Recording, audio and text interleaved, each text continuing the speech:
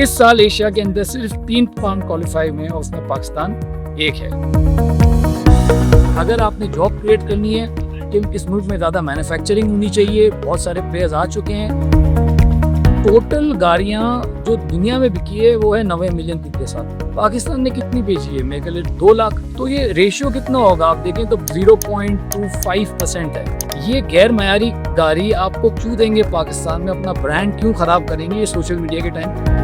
Withholding tax लगाया government ने जो वो कस्टमर से लेते हैं। अब उसके अंदर अगर फाइलर है तो उसको क्लेम कर लेता है, नॉन फाइलर जो है वो अपना टैक्स देके गवर्नमेंट उसको ले लेते हैं। वो जो इम्पैक्ट है वो बहुत बड़ा है।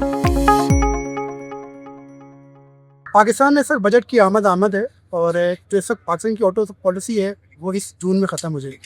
नई ऑटो पॉलिसी किस तरह की होनी चाहिए और पाकिस्तान में ऑटो पॉलिसी के ज़रिए रोज़गार में कितना इजाफा हो सकता है, क्योंकि बड़े अरसे के बाद हम देख रहे हैं कि पाकिस्तान में LSM जो है वो ग्रो कर रहा है और साथ साथ जो ऑटो इंडस्ट्री है तो पाकिस्तान में इन्वेस्टमेंट का एक गहनी बनती जा रही है, क्योंकि जिन लोगों के पास इस वक्त प्रॉपर्टी या फिर जो है वो दीगर ज़राए से जो इन्वेस्टमेंट थी उससे ज़्यादा प्रॉफिट उनको गाड़ियों की खरीदारी में नजर आता है। हम बात करते हैं पाकिस्तान में ऑटो इंडस्ट्री के अहम तरीन शख्सियत जी जमानी साहब, आपको क्या लगा है कि जो नई ऑटो पॉलिसी आ रही है किस तरह की तरजीहात होनी चाहिए जिससे तमाम इंडस्ट्री का फ़ायदा और पाकिस्तान का फ़ायदा? अब जो बजट आ रहा है उसके अंदर हमारी सिर्फ एक रिक्वेस्ट ये होगी कि गवर्नमेंट जो भी पॉलिसी अनाउंस करे ऑटोमोबाइल के लिए उसको लॉन्ग टर्म पॉलिसी अनाउंस करे ताकि जो बिजनेस है वो प्रोस्पेक्ट कर सके। तो अगर आपने जॉब क्रिएट करनी है कि इस मुल्क में ज़्यादा मैन्युफैक्चरिंग होनी चाहिए, बहुत सारे प्लेयर्स आ चुके हैं, उनकी अभी पॉलिसी ख़त्म होगी 2026 में, तो अब ये लोकलाइजेशन शुरू होगी तो और जॉब्स क्रिएट होगी। अगर आप लॉन्ग टर्म पॉलिसी देंगे तो हम भी जो इन्वेस्ट कर चुके हैं काफ़ी, हम जो जॉब्स क्रिएट करते हैं, ये नए प्लेयर्स भी जो है वहाँ आपको जॉब क्रिएट करेंगे। हम ये देखते हैं कि जो पाकिस्तान में एक्स फैक्ट्री प्राइस है और जो ऑन रोड प्राइस है उसमें बहुत बड़ा फ़र्क है, वो क्यों है, क्या वजह से? सर उसमें एक मेजर वजह ये है कि विदहोल्डिंग टैक्स लगाया गवर्नमेंट ने जो वो कस्टमर से लेते हैं। अब उसके अंदर अगर फाइलर है जो कि हमारे मुल्क में है तो फाइलर तो जो उसको क्लेम कर लेता है, नॉन फाइलर जो है वो अपना टैक्स देके गवर्नमेंट उसको ले लेते हैं। वो जो इम्पैक्ट है वो बहुत बड़ा है। इसकी वजह से ऑन रोड प्राइस और दूसरे पे और बहुत सारे टैक्सेस है, एक्साइज ड्यूटी है ये, तो उसकी वजह से आप देखते हैं कि रिटेल प्राइस और ऑन रोड प्राइस में फ़र्क।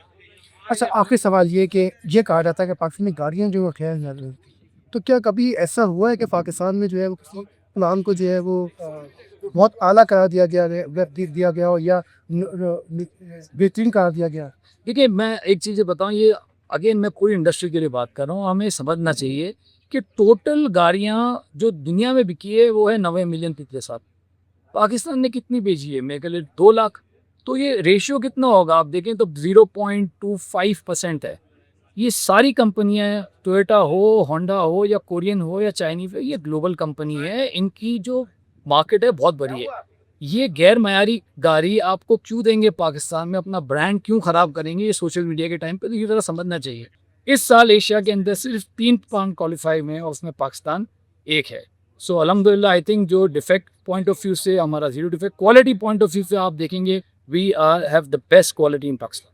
आपका बहुत शुक्रिया। Thank you ji.